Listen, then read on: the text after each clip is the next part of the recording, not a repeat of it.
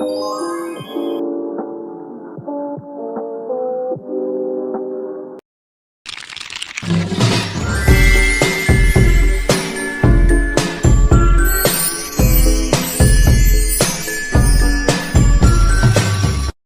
video ini, kita akan membuat fitur login sederhana menggunakan Codel Igniter, mulai dari menyiapkan database, folder proyek, mengatur konfigurasi, sampai membuat halaman login dan tampilan setelah login.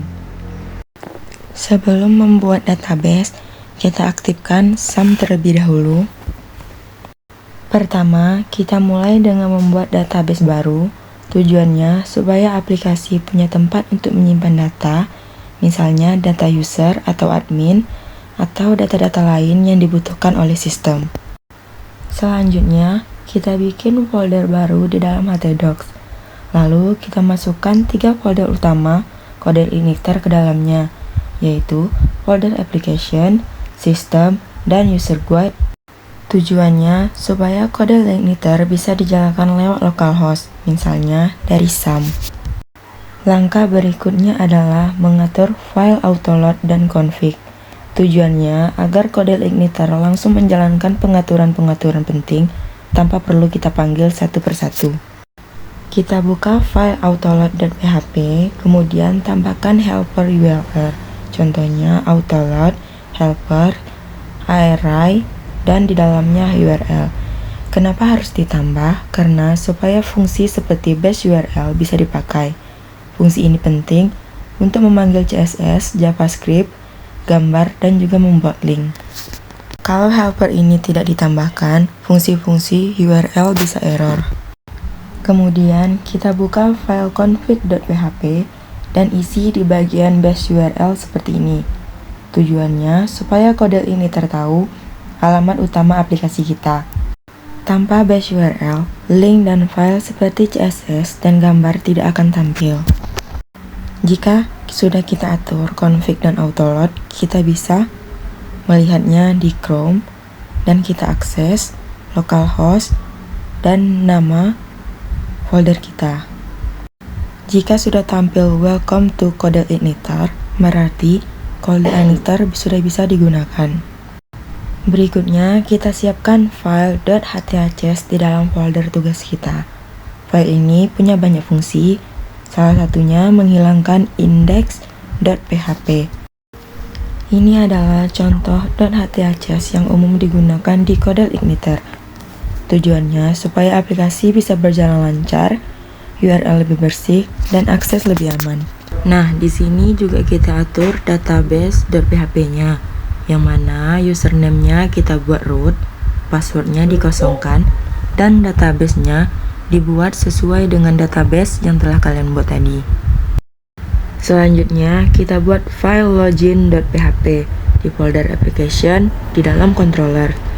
File ini adalah kode controller untuk halaman login. Controller berfungsi sebagai penghubung antara tampilan dan data. Jadi, kalau kita mengakses URL seperti localhost, tugas sistem pakar, login, maka Codel Igniter otomatis membaca login.php, login L besar. Singkatnya, login L besar.php dipakai untuk mengatur logika halaman login atau login kecil. Berikutnya, kita buat file login.php L kecil di folder application di dalam view. File ini adalah tampilan HTML untuk halaman login yang berisikan form username dan password. Nah, kita kembali di dalam controller login ini. Kita memanggil view ini menggunakan thisload view login kecil. Sedangkan fungsi redirect base URL di dalam kurung admin dipakai untuk memindahkan user ke halaman admin setelah login berhasil. Singkatnya, login.php L kecil dipakai untuk menampilkan form login dan mengarahkan user setelah login.